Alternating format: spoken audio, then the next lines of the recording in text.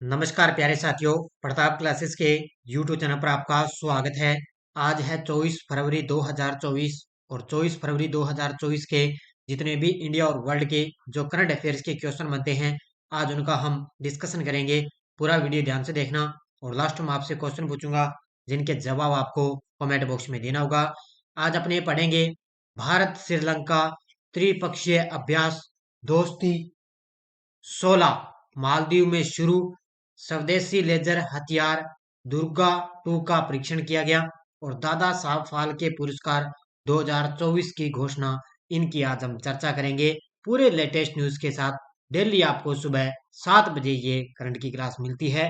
कुछ आपको पता है बीच बीच में कभी जो महत्वपूर्ण कार्य वगैरह हो जाते हैं हमें भी, तो इसलिए कुछ जो है क्लास आपको जो है कुछ लेट मिलती है। तो इसकी सूचना मैं आपको टेलीग्राम पर डाल देता हूँ कि कौन सी टाइम क्या टाइम क्लास आएगी।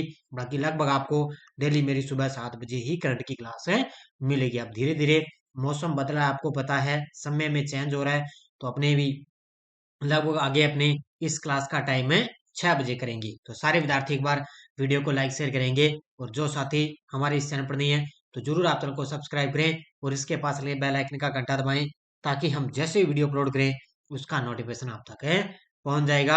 सभी साथियों को गुड मॉर्निंग। सबसे पहले हम कल के क्वेश्चनों को रिवाइज कर लेते हैं। 2023 भारत वैश्विक स्तर पर साइबर अपराध रिपोर्ट में कौन से स्थान पर है? तो 80वें स्थान पर है। किस देश ने पहली बार 5वीं पीढ़ी का फाइटर जेट बनाया? तो वो बनाया तुर्की ने। इसका नाम था कान। क्या नाम था? कान एक फाइटर जेट था। अंतर्राष्ट्रीय सौर गठबंधन का 119वां सदस्य देश बना माल्टा। हर घर जल योजना के तहत 100% कवरेज हासिल करने वाला पहला पूर्वोत्तर राज्य बन गया, वो है अरुणाचल प्रदेश। किस राज्य के सीएम ने स्थानीय अर्थव्यवस्था को सशक्त बनाने हेतु हिमालयन बास्केट लॉन्च किया? उत्तराखंड के सीएम। किसने under water photographer of the year 2024 का पुरस्कार जीता? तो अलेक्सन डोसन ने। एशिया का सबसे बड़ा जनजातीय महोत्सव समक उर्लमा जतारा किस राज्य में प्रारंभ हुआ? तेलंगाना में। किस राज्य ने बैगलेस स्कूल पहल की शुरुआत की? तो ये की है मध्य प्रदेश की सरकार ने। ये थे कल के क्वेश्चनों का रिवाइज हमने कर लिया। और इसके अलावा ये वार्षिक करंट की जो अपनी टेस्ट सीरीज चल रही है, इसके अंदर आपको इसका डेली टेस्ट भी मिलता है और जैसे संडे के दिन आपको वीकली क्लास का टेस्ट मिलता है और मंथली टेस्ट भी आपको मिलेगा। मंथली पीडीएफ भी आपको मिलेगी, मंथली टेस्ट भी आपको मिलता रहेगा। अलग अलग फोल्डर बने हुए हैं और जनवरी से लेकर दिसंबर तक आपको पूरे एक साल का करंट आपको यहाँ पे मिलेगा पूरे फैक्ट के साथ में। और इसके लिए आपको करंट के लिए इधर उधर भटकने की जरूरत नहीं है। और इसके अलावा अपनी आरपीएससी फर्स्ट ग्रेड स्कूल व्याख्याता की टेस्ट सीरीज चल रही है और ये इंडियन पॉलिटी की टेस्ट सीरीज है।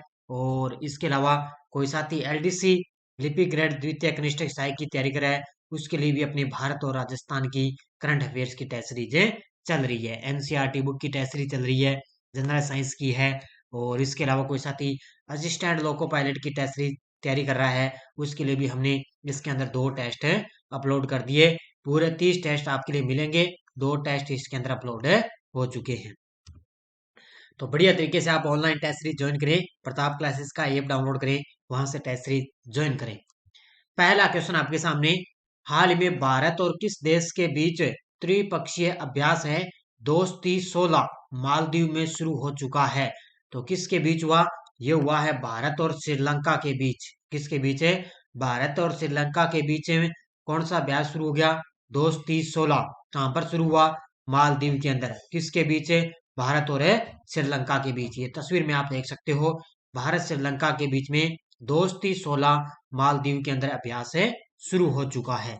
देखो, भारतीय श्रीलंकाई तट रक्षक जहाज 22 से 25 फरवरी तक मालदीव में आयोजित दोस्ती 16 अभ्यास में शामिल हुआ है। तो याद रखना, मालदीव में आयोजित है दोस्ती 16 अभ्यास में शामिल हो गया। भारत श्रीलंका और मालदीव ये त्रिपक्षीय अभ्यास है जो 22 से लेकर 25 फरवरी तक चलेगा। इस वर्ष बांग्लादेश के पर्यवेक्षक के रूप में भाग लेने के साथ एक महत्वपूर्ण विकास हुआ जो इस अभ्यास के व्यापक दायरे का संकेत देता है। अब अभ्यास से रिलेटेड है ना, बस दोनों देशों के बीच में हुआ, भारत श्रीलंका मालदीव त्रिपक्षीय अभ्यास है ये। 22 और 25 फरवरी के बीच में हुआ। कहां पर? मालदीव में। कौन सा अभ्यास है? दोस्ती 16। तो इतनी चीज आपको याद रखनी है। हाल ही में किसके द्वारा स्वदेशी लेजर हथियार दुर्गा 2 का परीक्षण किया जाएगा? हाल ही में किसके द्वारा स्वदेशी लेजर हथियार है, ये तस्वीर में आप देख सकते हो। ये एक प्रकार का स्वदेशी लेजर हथियार है दुर्गा 2 और इसका परीक्षण किया है डीआरडीओ के द्वारा। किसके द्वारा? डीआरडीओ के द्वारा इसका परीक्षण आगामी किया जाएगा। क्या है ये? लेजर हथियार और इसका नाम है दुर्गा 2। देखो, डीआरडीओ भारतीय रक्षा प्रतिष्ठान की एक गुप्त परियोजना है। दुर्गा 2 लेजर हथियार प्रोटोटाइप का परीक्षण करने की तैयारी कर रहा है। तो ये डीआरडीओ के द्वारा एक भारतीय रक्षा प्रतिष्ठान की एक गुप्त परियोजना है। इसका है दुर्गा 2 और इसका जो है लेजर हथियार ये प्रोटोटाइप है और इसका परीक्षण जल्द ही किया जाएगा।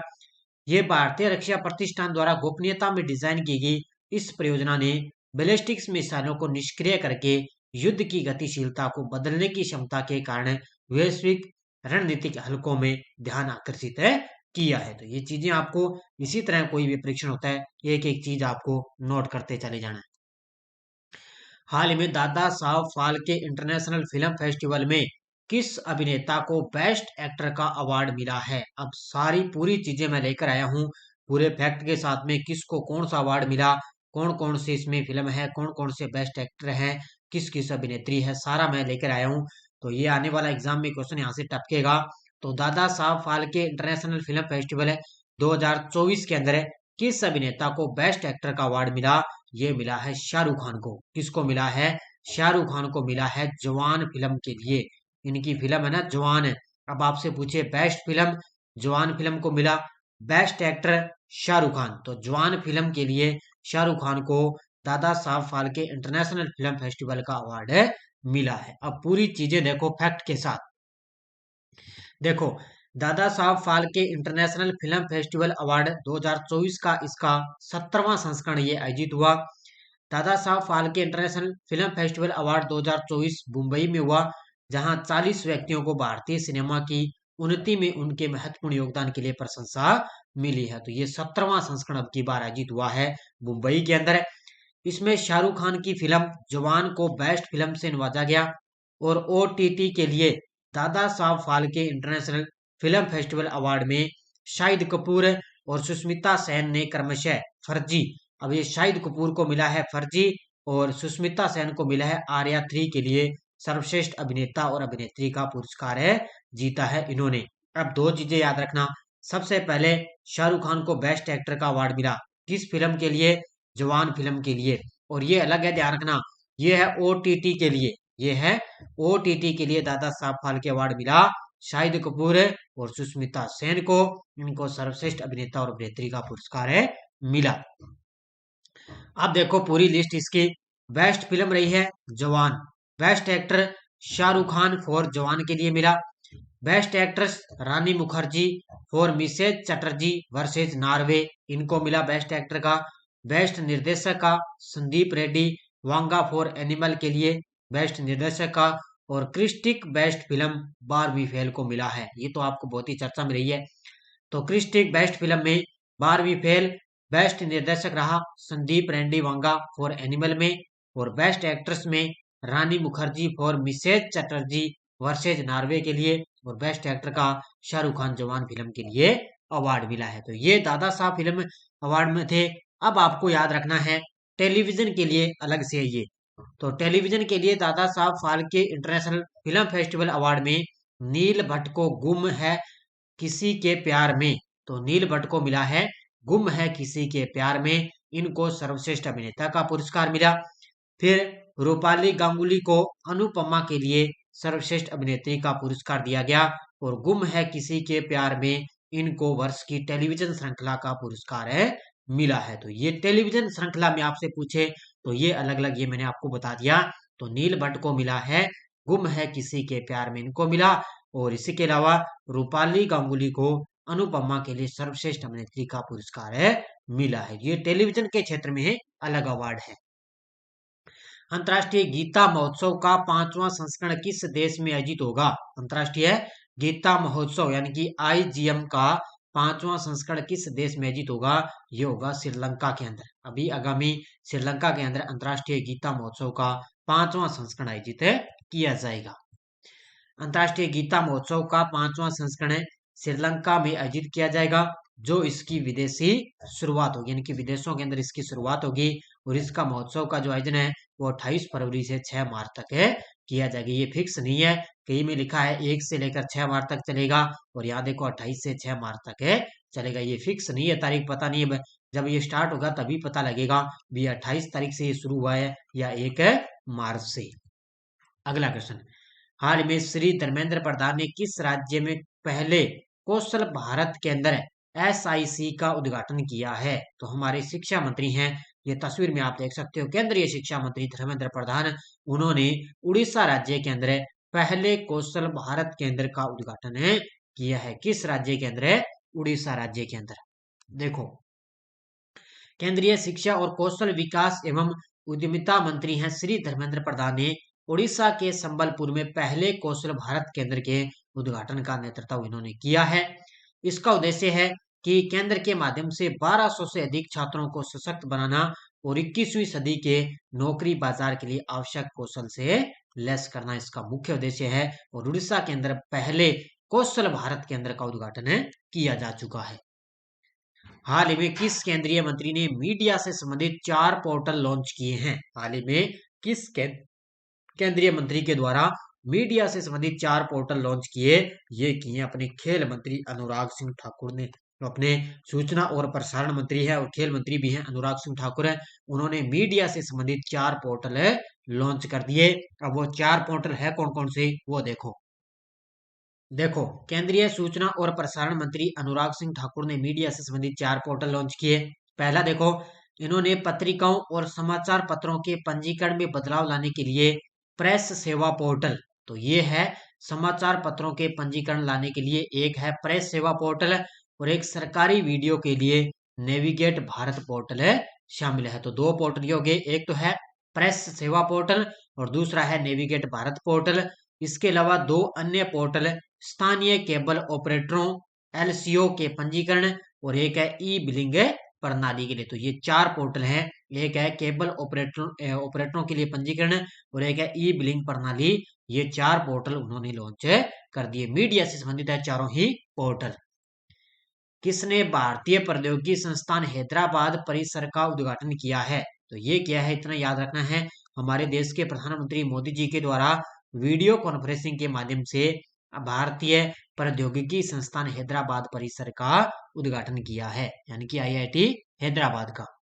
तो भारतीय प्रौद्योगिकी संस्थान हैदराबाद आईआईटीएच, ये है आईआईटीएच ने वीडियो कॉन्फ्रेंसिंग के माध्यम से माननीय प्रधानमंत्री मोदी द्वारा अपने परिवर्तनकारी कैंपस विकास परियोजना को इसमें राष्ट्र को समर्पित कर दिया है। तो इतनी पॉइंट आपको याद रखना है।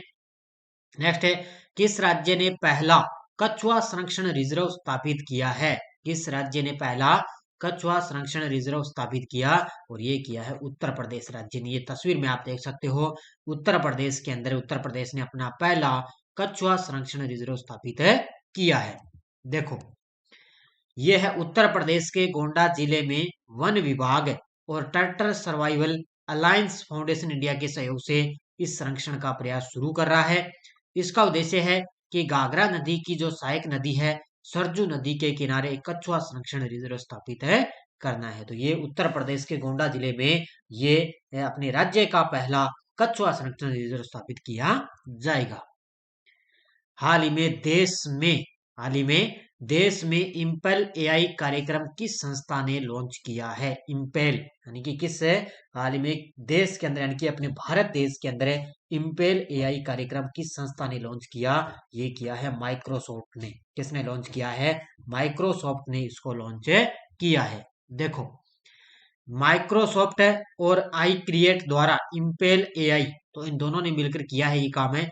एक तो है माइक्रोसॉफ्ट और एक है आई क्रिएट द्वारा इम्पेल एआई। इसका मतलब है iCreate Microsoft program for emerging leaders in artificial intelligence, ये है, इसका याद रखना। इस कार्यक्रम को लॉन्च करना भारत के लिए एक महत्वपूर्ण उपलब्धि है। इम्पेल एआई प्रोग्राम को पूरे भारत में 1100 एआई इनोवेटर्स की स्क्रीनिंग के लिए डिजाइन किया गया, जो उन्हें एआई के सबसे मूल्यवान खिलाड़ियों के रूप में पहचानते हैं। एआई का मतलब होता है आर्टिफिशियल इंटेलिजेंस, तो इसका मतलब ये है तो माइक्रोसॉफ्ट है और आई क्रिएट के द्वारा इम्पेल एआई इनको द्वारा कार्यक्रम में लॉन्च किया गया। इंडिया रेटिंग्स ने वित्त वर्ष 2025 के लिए सकल घरेलू उत्पाद की वृद्धि दर कितने प्रतिशत रहने का अनुमान लगाया? तो ये लगाया इन्होंने 6.5% का। अब आपको पता है पहले तो 2024 का अपने अनुमान लगाते थे, लेकिन अब 2025 का वो अनुमान लगाने लगते हैं। तो जीडीपी का अनुमान उन्होंने लगा दिया 6.5% का। लगाया किसने है? इंडिया रेटिंग्स ने वित्त वर्ष 2025 के लिए। तो इंडिया रेटिंग्स एंड रिसर्च ने वित्तीय वर्ष 2024-25 के लिए भारत की जीडीपी वृद्धि में 6.5% की कमी का अनुमान लगाया है, जो भारतीय रिजर्व बैंक के 7% के अनुमान से थोड़ा कम है। जो आरबीआई बैंक है ना, उससे ये 7% के अनुमान से थोड़ा कम है। और खुदरा मुद्रास्फीति है, उसने 4.8% अनुमानित लगाया है, जो आरबीआई के 4.5% के अनुमान से 30,000 अंक अधिक है। देखो ये इसके तो 7% के अनुमान से थोड़ा कम है, और इससे क्या है अधिक लगा दिया, इसने 4.8% इसका अनुमानित है, जो आरबीआई के 4.5% से अधिक लगा दिया। 4.5% इसका है और ये इसका है 4.8%। तो ये 2025 के लिए आगामी के लिए उन्होंने जीडीपी का अनुमान लगाया। हाल ही में वैज्ञानिकों ने दुनिया के सबसे बड़े सांप यूनिकटेक्स अकायिमा की खोज कहाँ की है? तो वैज्ञानिकों ने दुनिया के सबसे बड़े सांप, ये तस्वीर में आप देख सकते हो, देखो दुनिया का सबसे बड़ा सांप है यूनिकटेक्स अकायिमा, इसकी खोज की है अमेजोन वर्षा वन में। ऑप्शन नंबर डी कहां पर की है? अमेजोन वर्षा वन के अंदर इन्होंने दुनिया के सबसे बड़ा सांप है यूनिकटेक्स अकायिमा की खोज की है। देखो ये फरवरी 2024 में वैज्ञानिकों ने अमेजन वर्षा वन के मध्य में छिपे एक विशाल एनाकोंडा सांप के अस्तित्व की खोज की। शोधकर्ताओं ने इस नई प्रजाति को लैटिन नाम है यूनिकटेक्स अकायिमा नाम दिया, जिसका मतलब है उत्तरी हरा एनाकोंडा। इसका मतलब क्या है? उत्तरी हरा एनाकोंडा। यह सांप 26 फीट लंबा और 200 किलो वजन है इसका। देखो 26 फीट लंबा, आप हिसाब लगा सकते हो आप 26 फीट लंबा कितना होता है, और 200 किलो वजन, यानी कि 2 कुंटल, 200 किलो वजन हो गया, 2 कुंटल का ये सांप है, और ये दुनिया का सबसे बड़ा सांप है। और विशाल एनाकोंडा सांप की जो खोज है वो अमेजोन वर्षा वन के अंदर की गई है। ये टेलीग्राम ग्रुप है, कोई सूचना आती है, कोई लिंक आ गया, कोई नोटिफिकेशन आ गया, सब आपको टेलीग्राम पर सूचना मिलती है। पिछले वीडियो क्वेश्चन क्या था? किसके द्वारा दुनिया का पहला लकड़ी का उपग्रह लिग्नोसैट प्रोब लॉन्च किया जाएगा? तो ये नासा और जाक्सा के द्वारा लॉन्च किया जाएगा। बहुत सारे विद्यार्थियों ने बड़े शानदार तरीके से जवाब दिए। इन दोनों संस्थाओं के द्वारा लकड़ी का उपग्रह लॉन्च किया जाएगा। बड़े शानदार तरीके से जवाब दिए थे, उन सभी को हार्दिक शुभकामनाएं। अब देखो क्वेश्चन फॉर यू, हाल ही में जीडी बिरला पुरस्कार जीतने वाली पहली महिला वैज्ञानिक कौन बनी? गीता सिंह है, अदिति सेंडे, चारू निवेदिता और पद्मा सिंह। इसका जवाब आपको कमेंट बॉक्स में देना है। कल आपने एक न्यूज देखी होगी कि रीट की तरह भी जो है फर्स्ट ग्रेड और सेकंड ग्रेड की भी पात्रता करवाई जाएगी। लगभग जो न्यूज कल आपने पढ़ी थी वो अभी तक है वो पूर्ण न्यूज सही नहीं है, क्योंकि माना गया है, अब ये आप मान के ये मत चलना भी अब की बार ही जो है सेकंड ग्रेड और फर्स्ट ग्रेड के लिए पात्रता होगी। तो ध्यान रखना, ये अभी तक कोई न्यूज वैसे सही नहीं है, माना गया है, कल मैंने देखा भी था, न्यूज सही नहीं है अभी।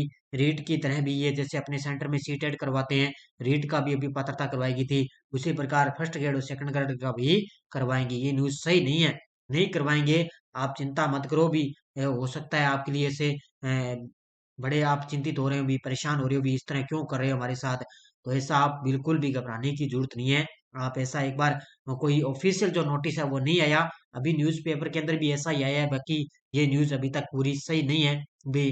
फर्स्ट ग्रेड और सेकंड ग्रेड के लिए ही पात्रता करवाई जाएगी। वो सीधा ही उनका जो लोकल एक ही पेपर होगा ना, वो ही पेपर होगा, आरपीएससी के द्वारा यही नियम है।